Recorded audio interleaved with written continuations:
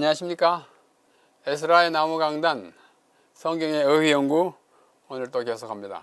성경에 있는 많은 어휘들을 하나씩 연구하는 중에 우리는 그 용어 어휘가 사용된 문맥에서 본문에서 그 의미의 정확성을 통하여 본문의 의미를 더 정확하게 이해하고 또 올바른 신학을 수립하게 되는 것입니다. 오늘은 91번째 시간입니다.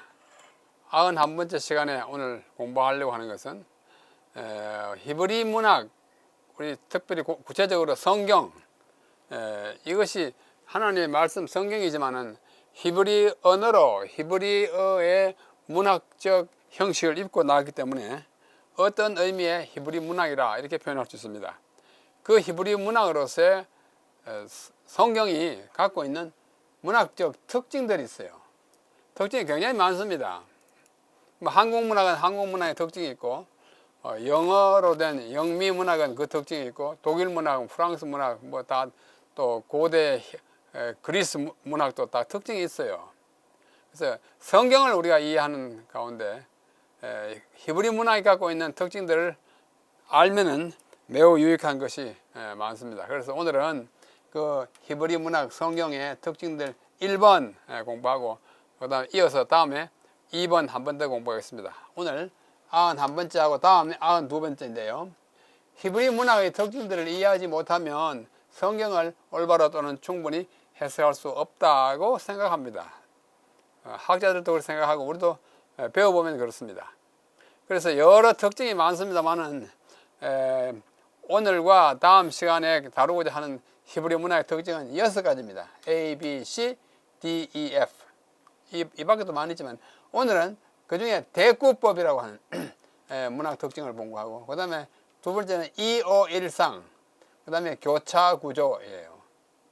영어를 여기 썼고 한자 썼습니다만 대구법은 그러니까 서로 대조되거나 또 서로 상대가 될 만한 두 개의 단어 또는 그 절 또는 구절을 그렇게 우리 대구법, 영어로 패러럴 평행이잖아요. 평행법이라고도 합니다. 대구법은 나란히 가요. 그 다음에 2-5-1상은 두 개의 단어로서 하나의 사상을 나타낸다. 영어로 hen dyadis 이렇게 표현합니다. 사전에 안 나오는 좀 어려운 말이지만은 학자들은 그렇게 씁니다.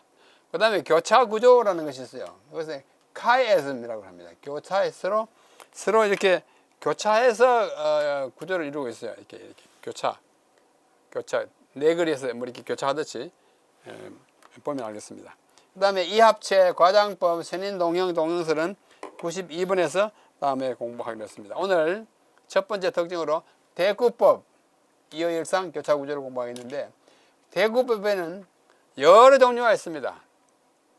한 학자가 히브리 문학의 대구법의 종류를 쭉 나열했는데 제가 보니까 15가지 내지 16가지가 된다고 그랬어요. 아주 섬세하고도 세부적인 연구인데 그러나 그 모든 것 사실 다 다루지 않아도 다른 특징들은 다른 문학에도 있습니다. 그러나 히브리 문학에 좀 독특한 것 한 4가지를 골라서 오늘 공부하겠는데 하나는 동의 대구법입니다. 그 의미가 같은 대구법이에요. 이 오를 의자지만 여기서는 단어의 뜻을 말할 때 의, 정의를 내린다 할 때 의자 이렇게 쓰잖아요. 이 오를 의도 되지만서도 단어의 의미를 나타내는 의도 됩니다. 그다음 반의 대구법, 반대되는 의미를 가진 대구법이고 종합 대구법은 두 문장이 서로 종합해서 발전해 나가는 것이고 그 다음에 점진 대구법은 점점 더 그 정도와 강도를 더해가는 대구법이에요. 그 다음에 2-5-1상과 교차 두조는 아까 설명한 바와 같습니다. 먼저 대구법, 영어로 패러럴리즘, 패러럴 평행, 평행법이에요.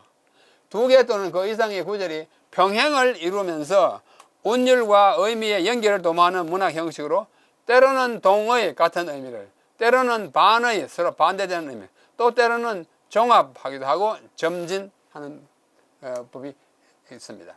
동의 대구법은 영어로 synonymous parallelism이라고 합니다.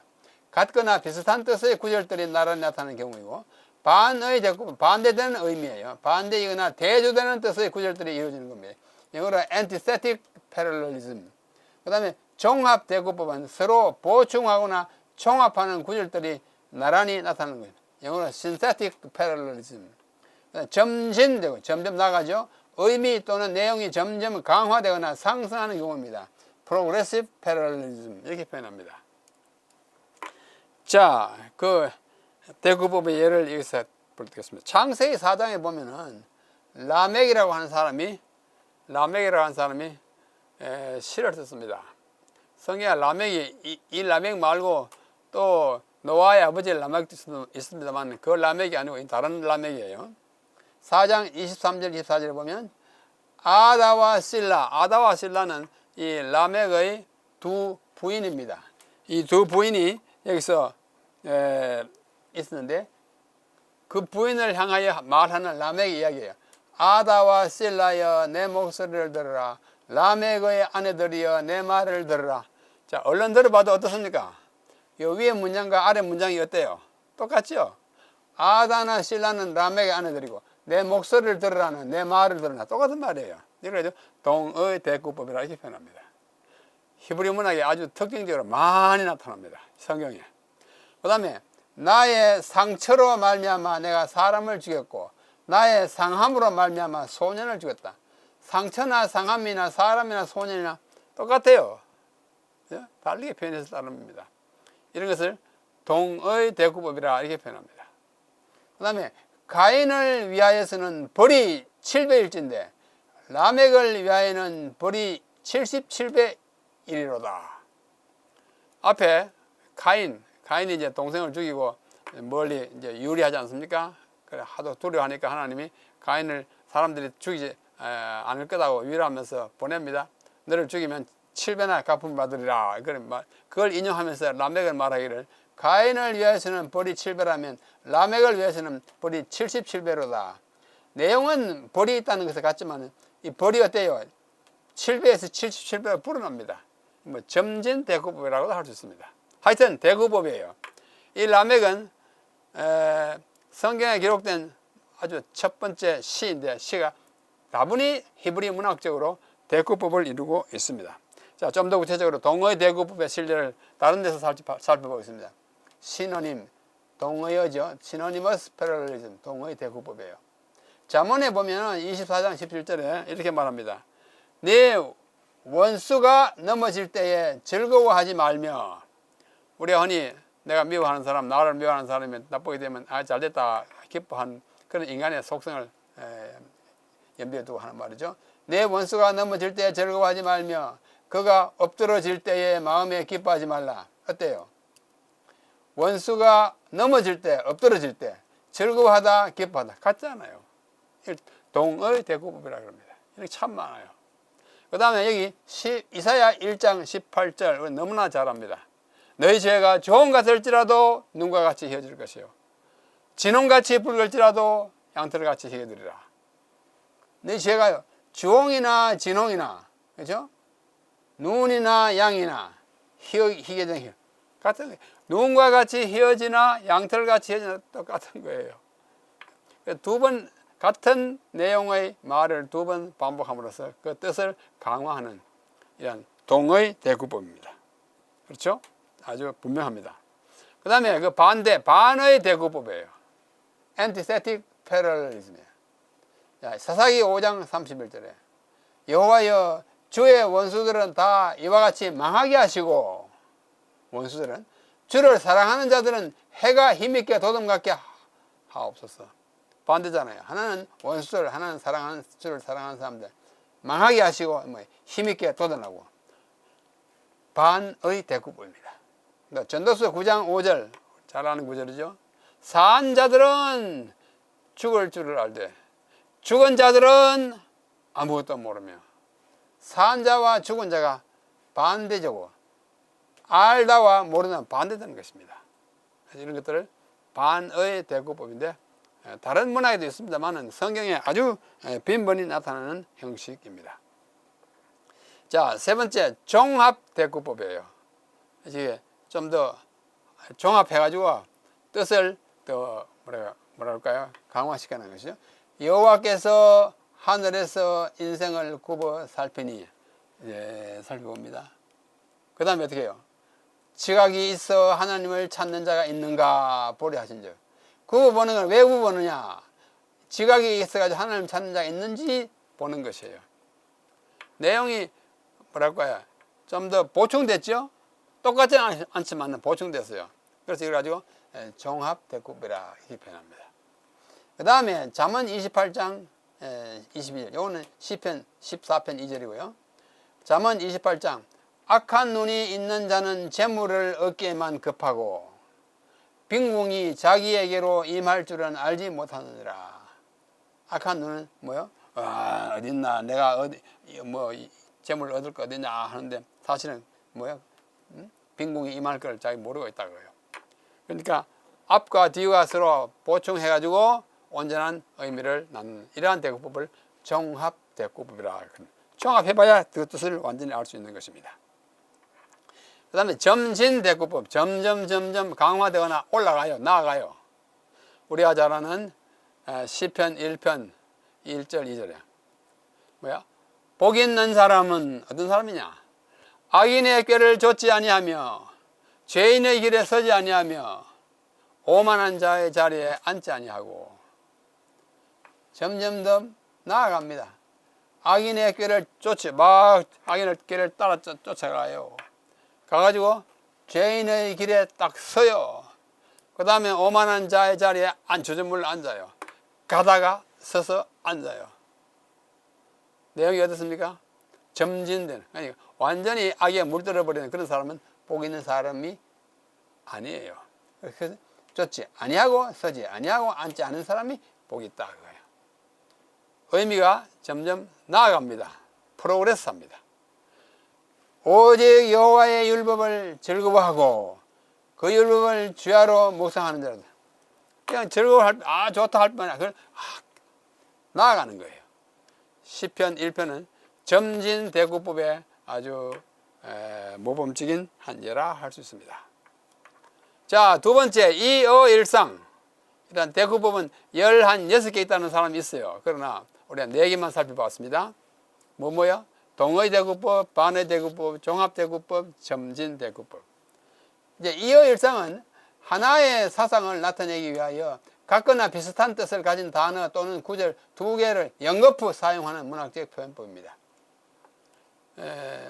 문장이 좀 긴 것을 갖다 놓으면 대구법이라 그러고 그냥 한 단어나 2단어로 딱 간추려진 것은 이어일상이라고 합니다. 하나님이 가라사대 인간을 창조하실 때 우리의 형상을 따라 우리의 모양대로 똑같은 말이에요. 우리의 형상이나 우리의 모양이나 뭐 따라나 대로나 형상이나 모양이나 따라나 대로나 같아요. 우리가 사람을 만들고 우리가 하나님의 형상으로 지으심을 받았다는 것을 강조하는 아주 전형적인 이어일상의 예라 할 수 있습니다.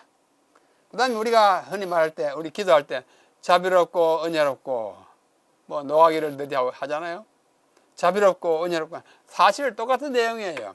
약간 다르긴 하지만은 같은 성격의 단어인데 2개를 영업한 말함으로써 하나님이 정말 자비롭고 은혜롭다는 것을 강조하는 표현이 뭐 자비롭고 은혜롭고 하나님이라는 말은 출애굽기 34장, 역대하 39장, 시편 103편, 111편, 145편 등의 요엘 2장 1절, 2장 13절 등등 많이 쓰였어요. 자비롭고 은혜롭고 노하기를 더디하고 뭐 이 것들은 이어일상입니다.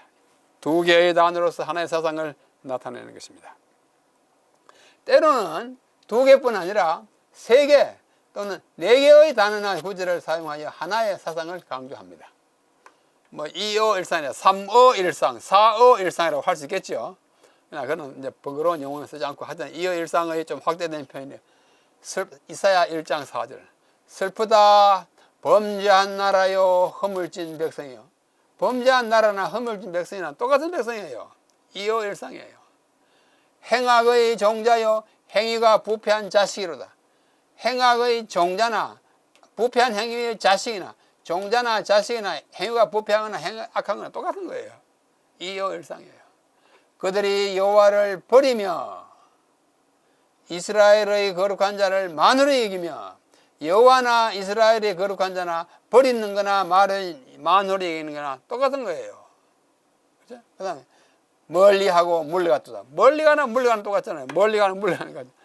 그래서 이사야 1장 4절은 두 개가 이어일상, 이것도 이어일상, 이것도 이어일상, 이것도 이어일상. 이어일상의 아주 모범적인 한 케이스입니다.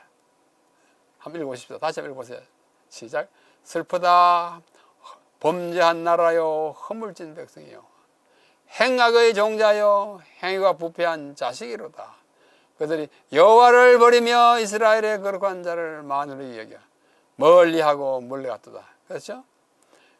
이런 것을 알고 보면 아하, 이 시가 정말 이렇구나. 히브리인들이 이런 걸 좋아하는구나 라는 걸 알게 되어 있습니다. 이렇게 이어일상이 소복이 들어있는 이사야서 1장 4절뿐만 아니라 이사야서 전체에는 이어일상이 뭐 가득하다면 좀 과장일지 모르겠는데 굉장히 많습니다. 그 중에 대표적인 것이 이렇게 많아요. 이게 다 이사야에 있는 거예요. 제가 한번 읽어보겠습니다. 이사야에 나타난 이어일상. 교만자와 거만자 2장 12절. 그 다음에 암혈과 토굴 그게 그거예요. 용사와 전사 그게 그거예요. 찔레와 현금, 찔레와 가시 그게 그거예요. 여러 번 있어요. 잔혹히 분냄과 맹렬히 노함, 향나무와 백향목, 그 다음에 가난한 자와 빈비판 자, 머리털을 없이하고 수염을 깎았고, 곡성과 슬피 부르짖음과 예표와 기적, 상고와 방백, 무역자들은 세상에 종기한 자, 쇠약하고 세잔하고 성실함과 진실하고 성과 곽, 빈궁한 자와 발과 곰핍한 자의 걸음, 죽은 자들은 살아나고 시체들은 일어나고 똑같아 들어가요.